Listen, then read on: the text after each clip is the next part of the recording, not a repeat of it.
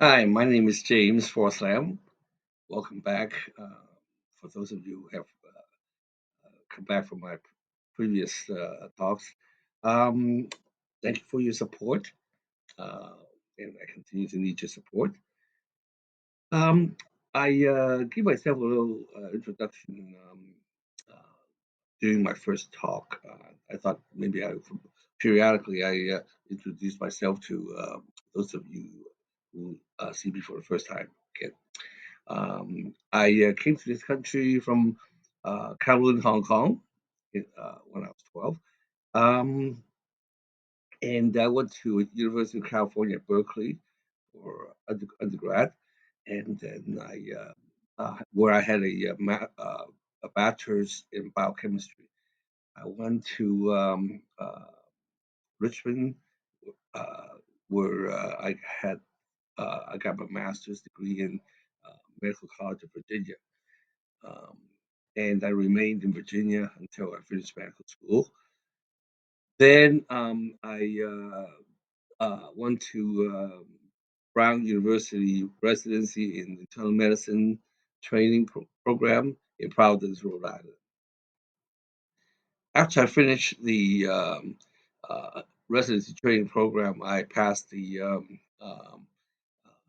ABIM, American Board of Internal Medicine Board, and subsequently recertified and passed it total and recertification total 4 times. Uh, Upon my board certification, I started working at to associate professor in medicine. It was sometime later that I realized I have an interest in emergency medicine also. So I uh, uh, paid my uh, emergency medicine certification and started working in the field of emergency medicine. I also have been certified in ACLS many times, and I taught uh, as an ACLS instructor before.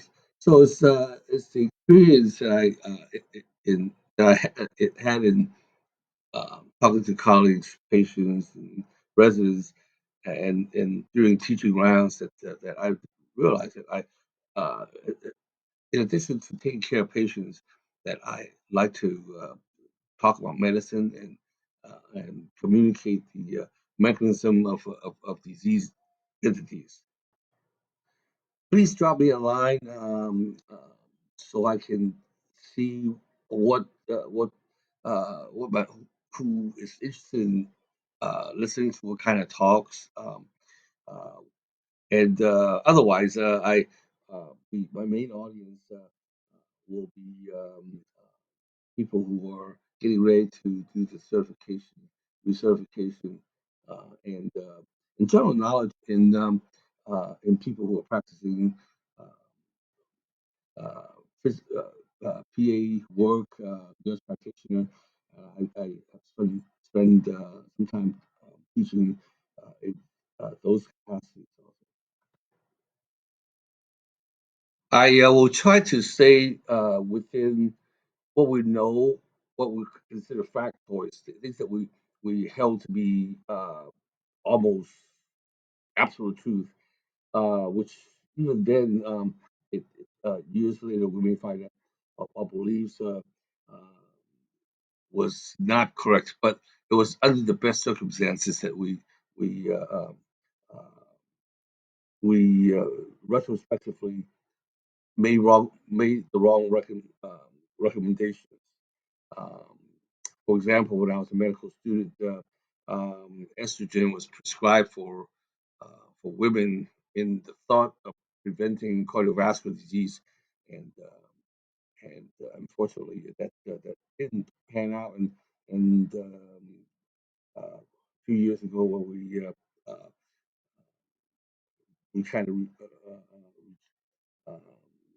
kind of backed out of that kind of practice. That is that they're giving estrogen to to try to prevent cardiovascular disease. As you know, we don't do that anymore. Incidentally, there is still one relatively a minor recommendation, that is that for women who are postmenopausal that have frequent urinary tract infection, it is felt that that estrogen cream can change the mucosal the skin lining on the board, which side of the controversy we're on. So I just want to name that as an example to where time sometimes change in the way we thought about medicine. I just want to remind everybody that things that we talked about, um, if the medical condition applies to you, let's say hypertension, make sure you consult your physician before you do any changes. If you're if what I talk about differ from what your physician does, there's probably a reason why your physician does the way he or she does it. And this is again what we talk about is here is what applies to general thinking, passing the boards, that type of thing.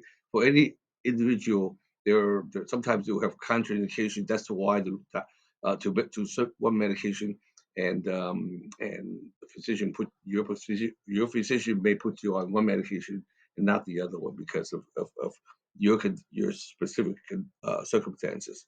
So always consult your physician. Uh, The other thing is that I realized that the talk has been transcribed. Uh, I didn't transcribe that. Apparently, it's one of the Google/YouTube features when I participate in this program, this talk. All the things in there already in the program. Apparently, the transcript comes up after some time that I published that. Um, it's hard. It's almost impossible for me to go back and then tell them to change what's transcribed. Most of the time, the words are pretty accurate, except for um, terms that are more medical terminology where the machine hasn't got its artificial intelligence enough to be able to spell it right. Like like pancreatitis, it may not be spelled pancreatitis correctly. Okay, my main talk's supposed to be about marijuana. I took a little longer to talk about the other things. Marijuana is uh, the same as cannabis. There are several hundreds of compounds isolated from marijuana or cannabis. The most active ingredient in it is delta 9 tetrahydro uh, catabolic cannabinol. Again, it's delta 9 tetrahydrocannabinol. That is the most psychoactive ingredient. So some companies have claimed that they have removed this uh, delta 9 tetrahydro uh, cannabinoid, and removed the psycho uh, active component from marijuana, and therefore sell the rest of the product with the in quote good substances that is found in marijuana. Marijuana can be grown in the U.S., Canada, Mexico, Southeast Asia, South America, and it can be grown indoors or outdoors. Common names for marijuana: weed, pot, joint, hash, Mary Jane. So the marijuana plant is shredded, dried, and turned into kind of rolled up greenish brown substance uh, that is the product of the mushed up flowers, stems, and the seeds and leaves of cannabis sativa plant. The this is called, um, cannabis.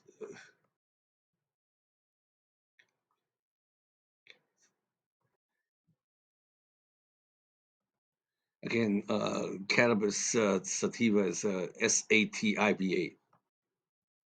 So a joint is smoked in cigarette of marijuana. So roll up the marijuana in a little tobacco paper. And marijuana can be smoked in bong or pipes. Of course, marijuana can be made into a lot of different things. You can make one can make tea out of it, bake cookies, gummy bears, and some people would dig out a cigar and put marijuana in it and or other drugs. So when marijuana is smoked, goes into the lungs, it through into the bloodstream in the lungs, and it goes to the brain through the bloodstream, and it sits on the receptor, the uh, cannabinoid receptor, and the receptors will have effect on the brain, causing euphoria.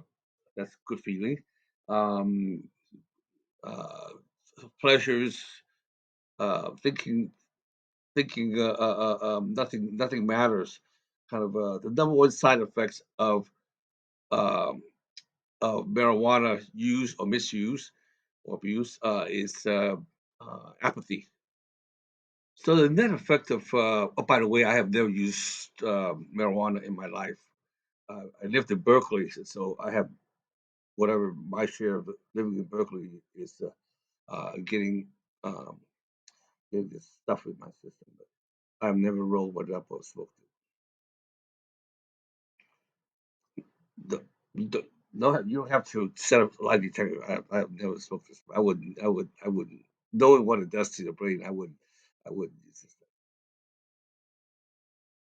In a nutshell, through my clinical practice, though, seeing patients who are, they're acutely overdosed on this stuff, and they would just have this very cavalier attitude about things, and of course you can smell on their clothes. And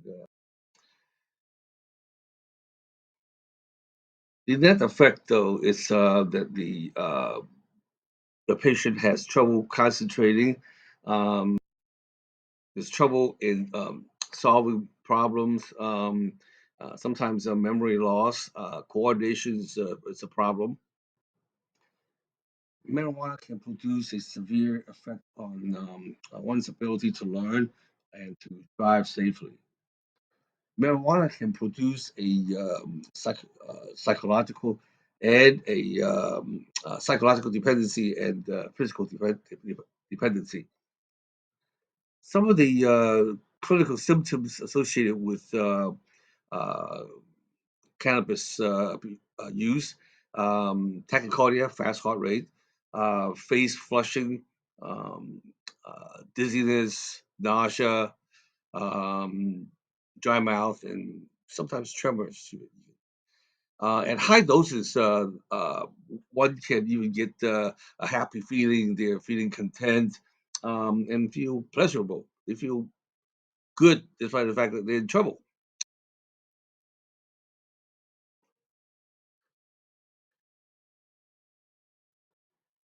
So patients who use cannabis can feel disinhibited, so they'll say things that may be funny but offensive. For example, um, they have enhanced sense of appreciation, perception. So they're good at arts, music, and they have an enhanced uh, sense of touch, for example.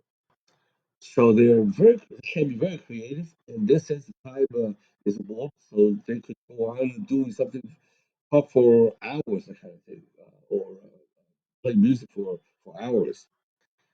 They can be delusional.